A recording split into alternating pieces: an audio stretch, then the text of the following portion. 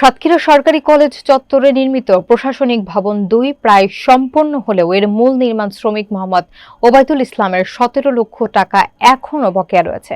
অথচ কলেজ কর্তৃপক্ষ নতুন মিস্ত্রি দিয়ে ভবনের অবশিষ্ট কাজ করাচ্ছে।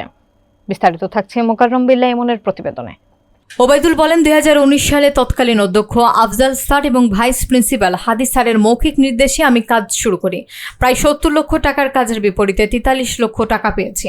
১০ লাখ ছেড়ে দিলেও এখনও ১৭ লাখ টাকা পাওনা রয়ে গেছে। সাবেক অধ্যক্ষ আমানুল্লাহ আল হাদি এবং ইংরেজি বিভাগের সহকারী অধ্যাপক শাহিনুর রহমান উভয়েই তার পাওনার সত্যতা নিশ্চিত করেছেন। অবশ্য বর্তমান অধ্যক্ষ প্রফেসর মোহাম্মদ আব্দুল হাশিম দাবি করেন, এই ভবনের কোনো অনুমোদন বা নথি আমার কাছে নেই। দায়িত্ব গ্রহণের সময় এ বিষয়ে কোনো ফাইল বুঝিয়ে দেওয়া হয়নি। এ ঘটনায় ক্ষোভ প্রকাশ করেছেন জেলা ইমারত নির্মাণ শ্রমিক ইউনিয়নের সাধারণ সম্পাদক আব্দুর রাজ্জাক শিকদার। তিনি জানান, ওবায়দুল আমাদের সদস্য, তার প্রাপ্য আটকে রাখা অন্যায়। প্রয়োজনে আমরা আইনি পদক্ষেপ নেব। প্রশ্ন উঠেছে, অনুমোদনবিহীন ভবনে সরকারিভাবে নতুন বরাদ্দে কাজ কিভাবে চলছে এবং শ্রমিকের পাওনা মেটানো ছাড়া কেন নতুনভাবে নির্মাণ কাজ চালানো হচ্ছে? এ নিয়ে তীব্র অসন্তোষ বিরাজ করছে এলাকাবাসীর মাঝে।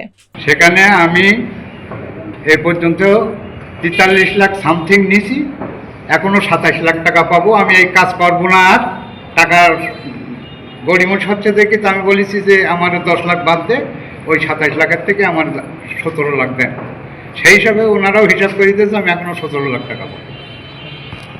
প্রিন্সিপাল এসে ওনারা আমি বিপদ জানাইছি, স্যার আমার আব্বা খুব অসুস্থ, উনি মেডিকেলে, আমার কিছু ১ লাখ টাকা দেন।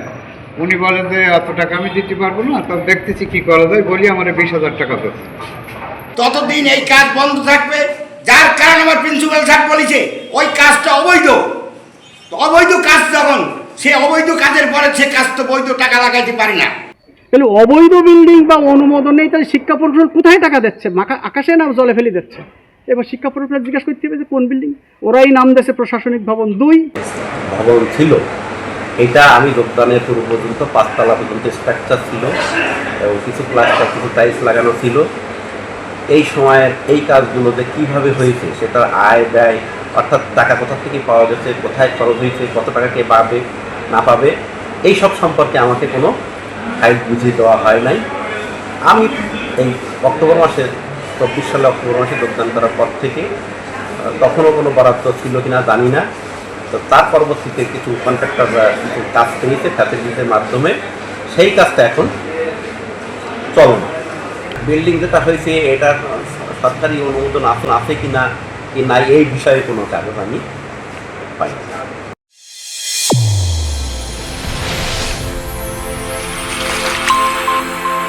চ্যানেল A1 হৃদয়ের স্পন্দন।